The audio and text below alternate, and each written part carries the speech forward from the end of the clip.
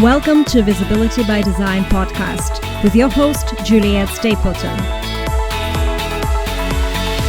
In this show, I want to help you combine your marketing strategies and your human design potential so you can show up, stand out, and attract your perfect clients with confidence and ease. Are you ready? Enjoy the show. Hi guys, welcome back to Visibility by Design. Today I have an amazing guest. I actually really love this woman. Let me introduce you to Rachel Weaver, your messaging bestie. She's on this side of me, actually. Say hello.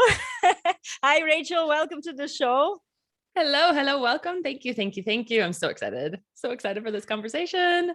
So am I. You know why? Because Rachel was one of the first people when I decided to, step out of my human design closet and, start using it in my business. I started researching and Rachel literally came to me. The universe sent her to me as the first person who was combining marketing and messaging, copywriting. And I took a little course called Copywriting by Design. And that was for me, there's loads of things interesting things that I learned in the course, but also I just loved the energy and I always had this thought that Rachel needs to come to my show, come to my podcast.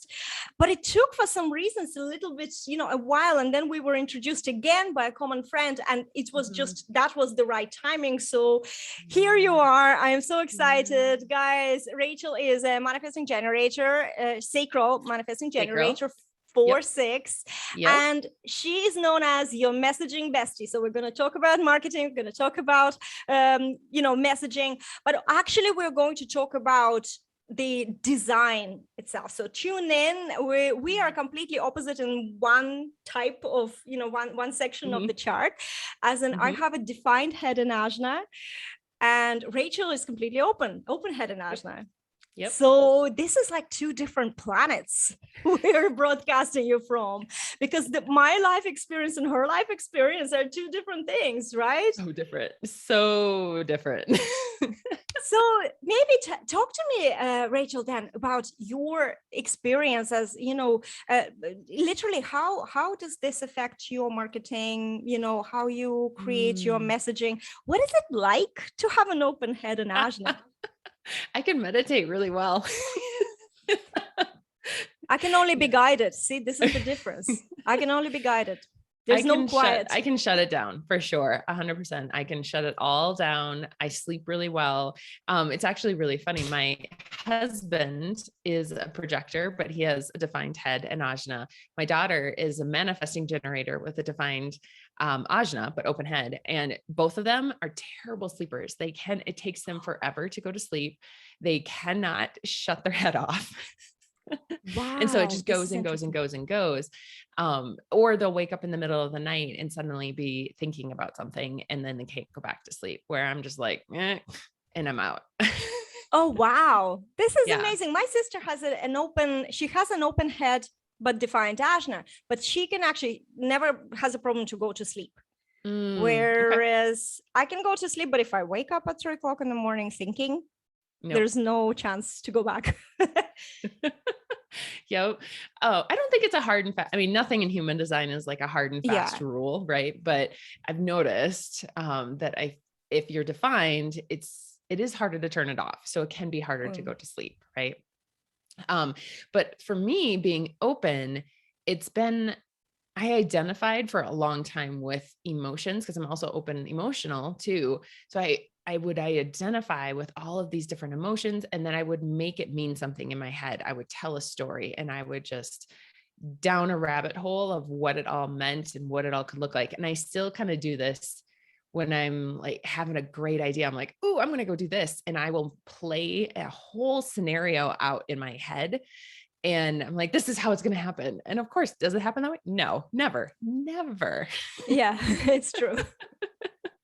But I would identify with that scenario, and I'd be like, this is how it has to be. And so there was a lot of deconditioning in the how, and deconditioning in like allowing it to just be whatever it was going to be, and not making it set in stone the way I was like telling the story in my head. So So the inspirations that when you would you say that you're bouncing off things? How does this inspiration coming from the outside? Because for me, it's a constant buzz inside and things are just pouring out of me. I can physically feel them coming from inside.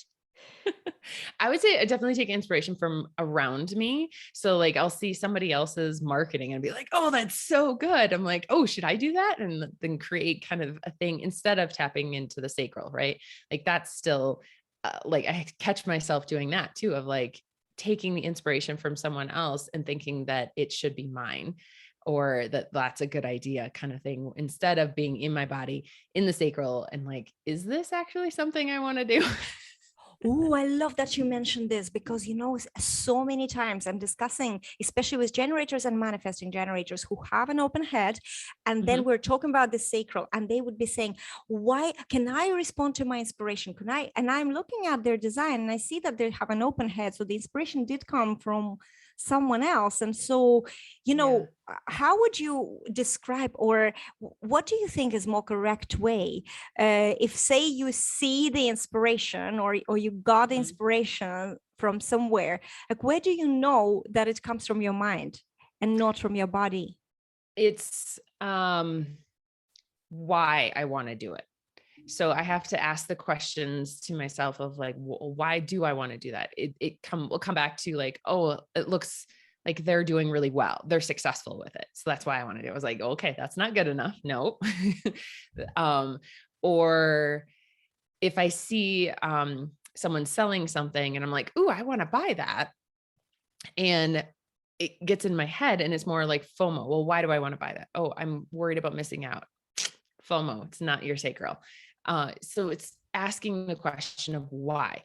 Why do I buy this? Why do I want to do it? And trying to get at the root of it, because the sacral, I mean, it's not going to make sense. Like I just joined a mastermind. It didn't make sense. Like it was a whole like, ooh, yes, asked all the questions, like went through it in my head. And I was like, it doesn't make sense to do this. And I'm like, oh, that means it's actual sacral. Yes.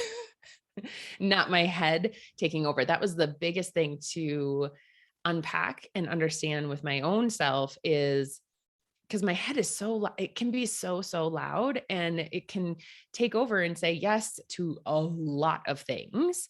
But it was my sacral it's tapping back into the sacral in the body, and making sure I'm doing things for the right reasons. Does that make sense? Yes, yes. And just as we're on this topic, I know that a lot of people are kind of, especially when they just came into human design and they learned about sacral, and I'm talking about generators, manifesting generators. How would you describe, for your personal experience, how do you feel the sacral response in your body? Can you describe it? There are times that it's like a whole, like, yes, like I literally get, but those are not that often. It doesn't happen that often. I do get, no, this is a no, like it's leaning back or leaning into for sure. But smaller things, it's not. There's, it's more of like, yeah, I like that. I like that. It feels more satisfying instead of like whole body fuck yes. I don't get a lot of whole body fuck yeses. I get a lot of like, yeah, I could do that. Yeah. So this is so fascinating to me, because some people actually say that they feel the bubbles, or like a butterfly flutters. And so, and I think it's really good for us to discuss how we experience certain things, because, you know, I'm a splenic, for example. Spleen as well can have so many different ways. There's no one way that all splenic authority people feel it, right? So this is why I think it's really interesting. Guys, if you're listening to this or watching this, I wonder how, if you are a generator or manifesting generator, how do you feel the sacral response, if you of course already, you know, experimented with it and you're tuning into your body, because it's such a brilliant, I think, knowledge to have. And yes, like how yes, exactly. And I suppose when you have an open head, so you are really picking up on so much noise that's just completely outside of you, whether you want it or not. And it just comes into your mind in the form of an idea, but how many times it isn't your idea. So I loved how you shared asking why questions and really like questioning yourself and questioning your motives. And I suppose it comes with it being okay to pull back if you did act on it. Yeah. And being 100% okay with it. And I have a defined spleen too. So I feel like there's intuitive knowing and hits there too, which show up totally different than the sacral. And that is something I've only started to pull apart too, of like what the spleen's telling me versus my open head, and being able to like discern all these different things that are going on.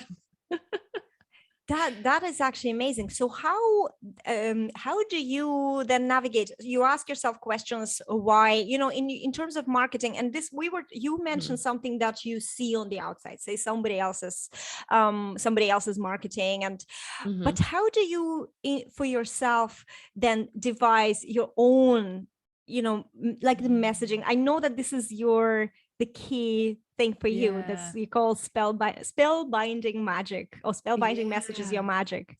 Well, for me, it was figuring out what my sun gate was. So for purpose and meaning for me come from the sun gate and your incarnation cross, really, because that's the direction that you're heading. It's the place that you're going. It's the themes in your life. So if you can like weave in some of that energy into your messaging, then it's going to feel more meaningful. It's going to feel like you're really doing the thing that you're meant to do. And so that's what I did. I have the incarnation cross of provocation. Oh my gosh, can't talk this morning. I need some coffee. But it's about like it's provoking. I didn't like the word provoking though. I am not someone that likes to like poke you for the sake of poking you. I mean, I'm open, emotional. So your feelings matter to me. I want to not to like beat around the bush or rose-colored glasses by any means. Like I'll tell you what I see, but I want to do it in a way that is honoring where you're at. Right. So I like to call it like more of like a change agent. I'm going to just shine a mirror on what I see and then have you discern whether or not it feels true to you. Right. And you can take it or leave it. And so for me, messaging, it's really about what you're here to communicate and the channels that are going to your throat, the definition that you have, your sun gate, your Mercury gate, those types of things. Those are the pieces that I'm looking at. And from there, it's like, it's like a puzzle piece. It all comes together and I'm like, well, and then add in that last puzzle piece of what your experience and life experiences are. And then it's like, this is what your message is. This is what you need to be communicating to people. And every single time they're all like, well, yeah, that's what I want. I have an idea. Would you be able to maybe give us some example using your own design? Okay. So Sungate 39, which is provoking. I have the channel for my spleen 16, 48. Thank you. We share the same channel. Yes, the same channel. So that's the channel of talent. And it's something you're going to learn in life. And that was actually it was hard to understand. Like, what is my talent? I couldn't even see what my talent was. I had to have other people tell me what it was. And then I was like, oh yeah, that is what I'm good at. I have defined throat, G center, sacral, root, and spleen. So it's very, and actually somebody, I hadn't even heard of it. It's angelic. I think it's the angelic chart where there's a lot of energy on the side and it looks kind of like an angel or something like that, but it's intuitive. And that is 100%. Like I intuitively can feel into people's emotions with my open emotional. I can feel into what they're thinking with my open head. I'm like, what's going on up there right now? Right. And then helping them pull out through my intuition of what's important, what do they need to be saying, and what do they want to truly say, and then matching that with buyer psychology, the stuff that I've learned in copywriting, to help them create that clear message that is magnetic and feels like them, is authentically them. So, and your Mercury?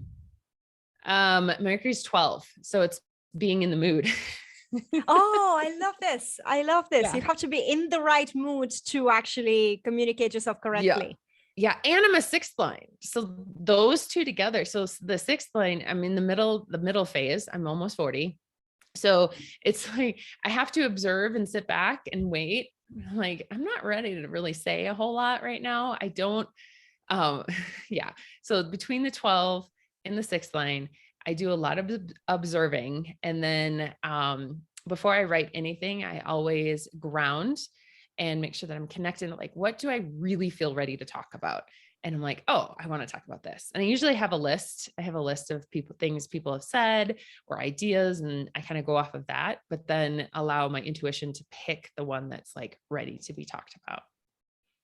That is so amazing. I would love to talk a little bit more about the 4-6 profile, because I think that in the beginning, and I know I went through a phase where I just assumed, okay, I'm a 1-3, so I'm like self-absorbed, all about myself, blah, blah, blah.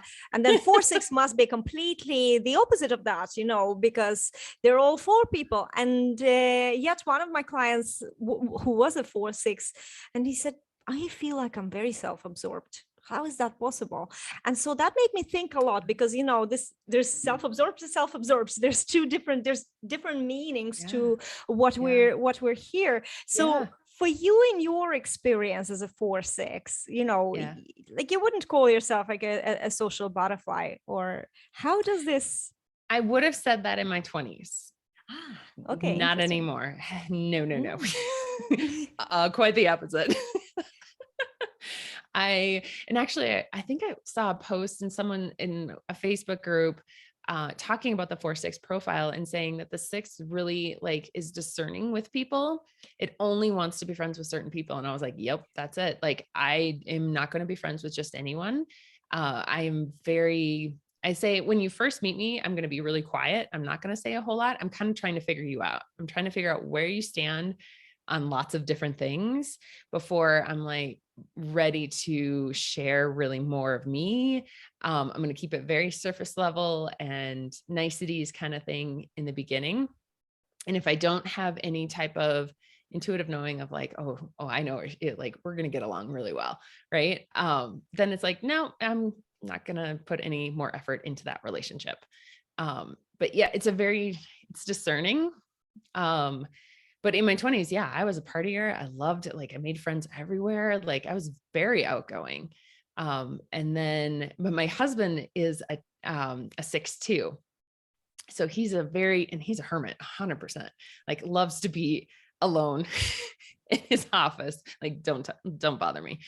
And I always thought that I was absorbing just being more like him, until I discovered human design and started to understand and unpack the 4-6. I'm like, no, it's just, we're both pulling back. We're both going, no, like, we only want to be around the people that are aligned, that make us feel good. And that, like, so I don't know. I feel like it is a little self-absorbed. I love talking about different opinions. That's the open head. Like, I'm like, tell me what you think, and I'll decide if I think that or not. I love that. Actually, this makes sense that if you were as a 6 line living through the first part, as a line 3, which is very sociable line. Yep. It likes people. Yeah. It likes being with, trying, testing, and tasting people. Yep. In a way, and it just makes perfect sense. And then you go into your retreat and you don't need that anymore. No. I know my amazing. People, I know when I find them, and that's the only thing So how do you, with that profile, how does this help you, or maybe not help you, with social media marketing? Oh, this, I think, like, just really honed in on in the last year. So you have to really embody that second line. So for me, it's the 6th line, right? The second number. If you're not doing that, the first line, that first number, can't really take hold and do what it needs to do. So like, I was stuck on the roof for a long time, where I pulled back. I didn't have confidence. I wasn't sharing what I knew and my truth. And so therefore my 4th line, I really wasn't making the connections I needed to make, here and there, but nothing significant. Right. I'm like, how am I'm supposed to be this networker, not a networker, hate network. Like it wasn't clicking. Right. So once I started to go, okay, I just need to start really embodying and actually being the shit that I know. I intellectually know it, but I wasn't being it. So once I took it small concept by small, like little thing by little thing, started stepping into what I already knew and what I already felt was truth. The amazing thing, so many collaborative opportunities literally land in my lap. Just, oh, here you go. You want to collab? Yeah, I do. You want to do this? You want to do that? And it all happened naturally on its own. I didn't have to go out and seek any of it. Maybe I put out there like, oh, I'm looking for this type of person, but beyond that, it was nothing. It came to me and I got to decide, oh, I want to do that one and I want to do that one. And yeah, but it all came down to being that sixth line. And when I wasn't doing that, the fourth line wasn't working. So, oh my God, you're just giving, I am buzzing all over my body because I think that you're just unlocked for me this new vision.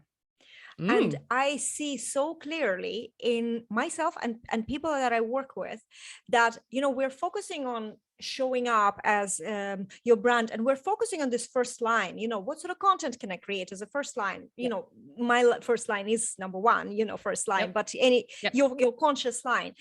And yet it's only when you really show up with your second line, the unconscious line in mind, because people on the outside, that's how they perceive you so much more. You just mentioned that you see in your husband, in your 6'2" husband, the hermit much more than he probably does.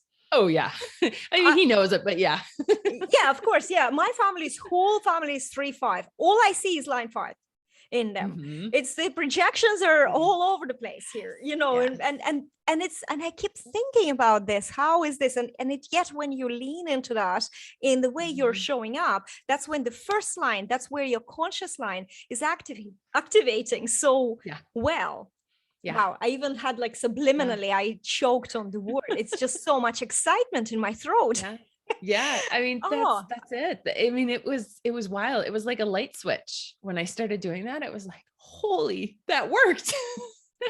Yeah. Wow. This was a serious truth bomb here. Yeah. And for you it's a 1-3. So if you're not doing the experimentation, if you're, not allowing yourself to really try and fail and be okay with all of that, you're going to get stuck in that first line investigator, where it's going to be more of, well, I need this certificate. I need this. I need like all these validation type things that is the lowest expression of the first line.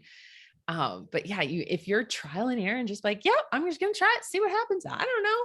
Then the right investigation, the right things will come to you, and you'll naturally want to learn it really, really quickly and deeply with that first line. This is amazing. I'm going to reflect back because I personally never needed any certifications. That's one thing I have to say. I don't know. I always suspected that had to do more with an open head, maybe, or open-agedness. Potentially, yes. That's what I see in some designs, but however, you're right. And I want to just like maybe rephrase it from my personal experience, what you said, just in case, because, as a, let's say 1-3 line, a lot of times people with 3 line, they don't identify that we are testing and failing. We don't identify with it, even though it is, in other words, what we're doing, but we just don't, it's like, what I feel, and I'm going to rephrase what you said, if I don't allow myself to just go ahead and do it, that's all I need to allow myself. I don't need to know, I don't need for this to be guaranteed success. I don't even care if I fail, because I don't believe literally in failure, right? It's always an experience. But if I don't go ahead and do it, all I'm going to do is learn and save some Instagram posts and my saved posts. And like, it's just like never share, because I am just constantly collecting information. And that is, I'm still buzzing, because this is a big knowledge, guys. If you're like listening, tune in, go and research and do more. And both of us, we can give you more information on what these lines mean and what you can do. But tap into the second line for the first line, for that magic that you have to really activate your magnetism, because I do think that the first line is where the magnetism happens. The second line, then it activates it. Yeah. 100%. And I mean, I feel like now I don't have to build this thing on my own. It's going to happen through collaborations. It's going to happen through people sharing my stuff. It's going to happen. Like, I don't have to grow a giant audience on Instagram. It's not going to fucking matter. Excuse me. Sorry. No, it's true. I don't even use Instagram. It's not going to matter. Business. It's 100% not going to matter, because everything is going to come through the people that I know and that I connect with. I mean, honestly, that just took the pressure off too. I was like, I'll just show up. The only reason I'm showing up on social media is so that the people I need to collaborate with will find me. But that's true. I mean, I find that there is definitely an element that even if you are using, I don't know, SEO and other ways of being discoverable, right? You need a place where you're showing up, because if you're not showing up somewhere, it's impossible to build connections. Yes, exactly. Whether you are here to sell to strangers or not, like line 4 would need that a little bit of nurturing before selling to complete strangers. We could talk about that too. Oh yeah, and let's, because I think that this is something that I love. First of all, 4-6 is very compatible with my profile. I have a lot of clients, a lot of friends with 4-6, but it's very interesting concept, especially with clients, because I'm teaching them how to show up online, build this, shiny cover, and it kind of sometimes indicates maybe that you're just going and posting, and then the strangers will come and buy from you, but you don't have that energy as a full line. So tell me your experience. No, I can't sell to strangers. It's really How does it feel? hard. What happens? It feels more forced. I do have people drop out of nowhere. Suddenly they heard about me through so-and-so, and they end up buying from me or becoming a client really, really quickly. But it was through someone else, right? Or they heard me speak. Like if they heard me on a live, if they heard me, I don't know. I found some people from Clubhouse, just from conversations, right? But if like Instagram, I really don't get clients from Instagram. Like at all. It's so interesting. I use Instagram. Instagram is my platform that I dedicated to just me. There's a lot of human design coaches on Instagram. So I save a lot of posts just for my own. I never even go back and look at them later. Most of the time I don't. But it's kind of my thing. I look at makeup there and all these kind of things. But I find that never once all these posts that I saved that I wanted to work with that person or buy from that person, because the content was too small. Like it wasn't bite size. The bite sizes are too small for me to get hungry, or they're giving me too many bite size that I'm actually not hungry anymore.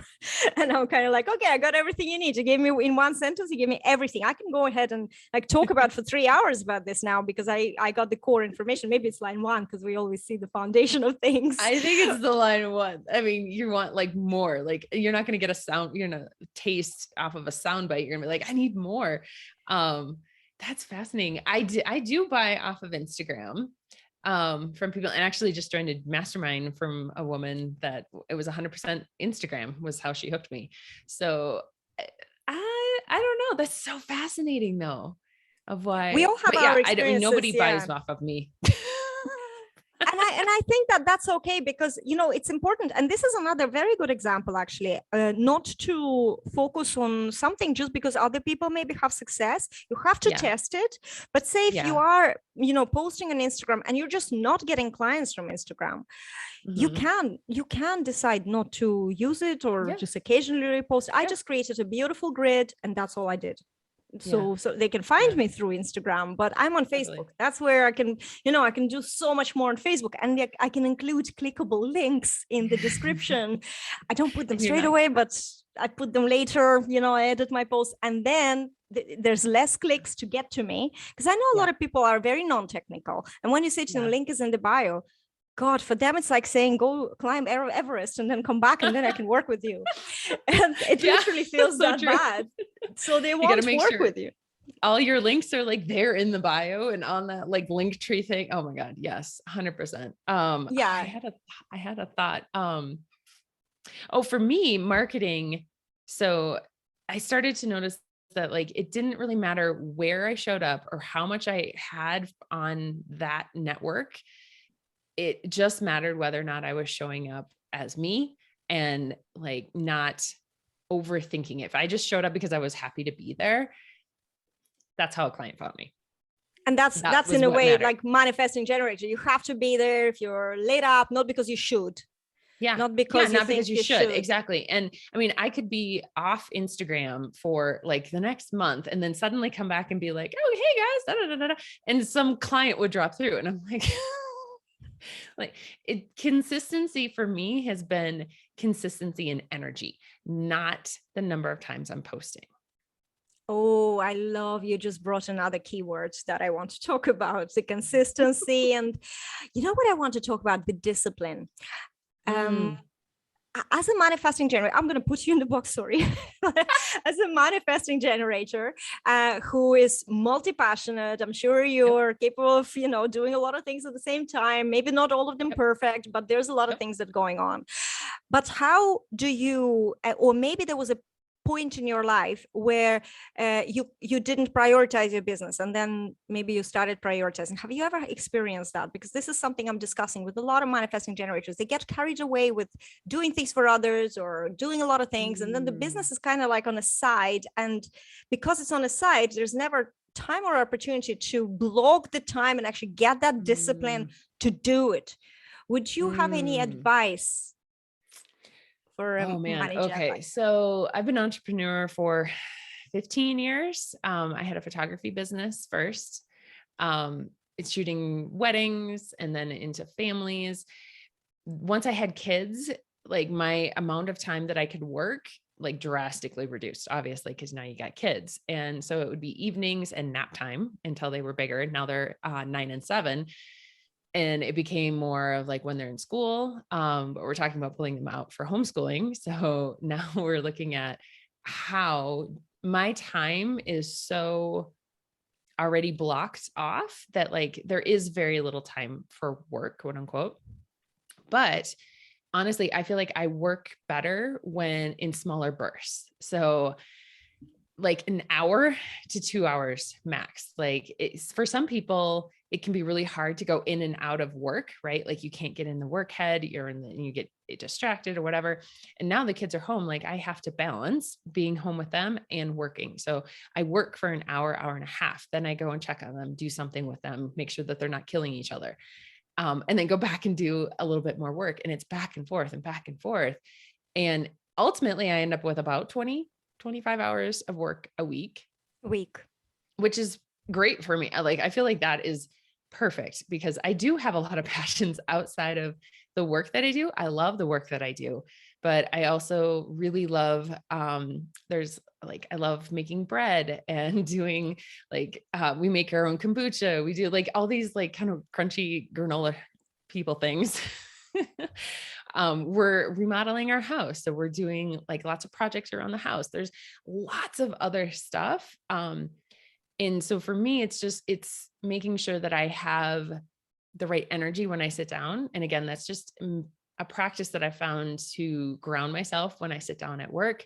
So I can get up and go do something else and come back and get right back into it. But that is a honed practice. I think it's not necessarily something that everyone can do. But that's definitely maybe a manifesting generator thing, being like, I gotta go and I have lots of different things. But that sounds really interesting because you're actually playing with your type of energy that can't just sit and focus on one thing for the whole day, because it's just, you're going to get bored. You're just going to switch off. God, so boring. And when you're bored, you're not aligned. You can't create content. You can't put it all, in there. So maybe find it. I just spoke to a manifesting generator before this call. I had a client call and she said the same thing. She said, I do not have time to block a big amount of time. No. And I thought, there it is. That's the problem with you. You're saying big block of time, big amount of time. Maybe you're just thinking small places and allow yourself to switch up, allow yourself to get up and go and do things. Yeah. Yeah. I mean, I had a big block of time when they were in school. It was from like 9 to 3. I had 6 hours of time, and there would 100% be days where I could not focus at all. I would just sit here and waste time because I had time, because it was like, yeah, I got like 3 more hours before the kids show up. And I wasted so much more time, where now I feel like with bouncing back, I mean, there's just so much going on. I get so much done in a day. Because you're not forcing yourself to just be there. I'm a projector, so I know my thing is not that multitasking. My thing is like rest. Take rest, right? And I know I also can come in and say, okay, I'm going to work today. You go to your room, you go away, take the dog away. I have this thing, I'm going to record a video, and then I'm watching SNL videos for the whole 2 hours. So it can happen. You have to be working with the energy when you're in the energy. And for you, it will be like multitasking, switch up, do a little bit of this, come back, go to, so you don't allow yourself to get in that stagnant time wasting, and then you will be shaming yourself if you're in that. Oh yeah. It's like, you just wasted I had zero motivation today, like none. I'm so glad I need a fire under my ass to get shit done. I am so glad you came to this podcast. I'm loving this conversation. So I hope maybe you'll re-energize after and get some motivation. But I just realized as well that I don't shame myself for the SNL watching, because that's my form of rest. That's where my busy defined head goes completely to rest. I don't have to think. I don't have to figure anything out. I don't have to get inspired. But my line 3, which loves humor, just laughs, and not every episode is funny, but we just watch one after another until we get the satisfaction of the humor. They're like, okay, we can move on. I can go back and do something else. I can go back and do something else. And this is so fascinating. That's fascinating. That's really fascinating, because when I binge watch things, I almost feel worse afterwards. It's not rest for me at all. Like, it's more pleasure, like it'll something to do, right? It is not rest. Rest for me is taking 10 to 20 minutes in the middle of the day. The kids are occupied. I'm going to go sit in the sun and stare at the trees. Wow, that's an open head for sure. That's for sure. My sister recently took a retreat, a silent retreat. So she went for a weekend, and they didn't talk. She didn't realize at that time when she was going, she's an emotional generator. So she didn't realize that they're going to meditate for about 15 hours a day. She thought she's just going to be doing her own stuff in the room and not talk to anybody. And, but she was saying that this whole thing about quieting your mind, just staring at, her knee and thinking, it's numb. And I thought I wouldn't be able to do that. I can't even sunbathe with my husband loves, my husband also has a defined head and asana, but he can lie in the sun and sunbathe. And after 10 minutes, I'm like, no, I have to do something. I have to just walk, or I can't, I have to change the environment. I can't be just lying there and relaxing my brain. I have to write down all the thoughts that I have because they just keep on coming. And this is such an interesting experience. Rachel, this was such a brilliant episode, and we spoke about so many things. I really loved how you shared about, the open head when things are coming in, to question them, whether they belong to you or not, rather than mixing it up with inspiration, or especially the sacral response if you're a sacral person. I think that was such a golden advice. And of course, about the second unconscious line, if you want to show up, if you want to activate your magic, lean into the second line more, so the first one is not stuck. It doesn't get stuck in the shadow or anything like that. And I didn't identify really with the fourth line until I understood the sixth line. Then I was like, oh, right. Yeah. That is so amazing. And the first line is where all the conditioning sits. So that's where we can be in our shadow. The second line is not really conditioned for us, so this is like a pure form, and other people see that line. So it's for us to, embrace the gift for, obviously the best of it, and show up like this. And I really, really loved this as well. And just your experiences as a manifesting generator. I thought it was so good. Thank you so much for being my wonderful guest. Thank you so much. You're so welcome. It was an honor. And I just hope that, tell me, where can our listeners and viewers find more of you and get more of you in their lives? Yeah. So the website is rachelweaver.com, and Rachel is Rachael. And Instagram is I am Rachel Weaver, because Rachel Weaver was taken. And Facebook, you can join my group. This is the Aligned Copy Posse on Facebook. So either one of those would be great. Yeah. Perfect. We will add all these links. You don't have to go and search for it or type anything. One click and you're in. So we're definitely going to make it easy for you guys. Rachel, thanks again for being a lovely guest today. And guys, I will see you in another episode of Visibility by Design.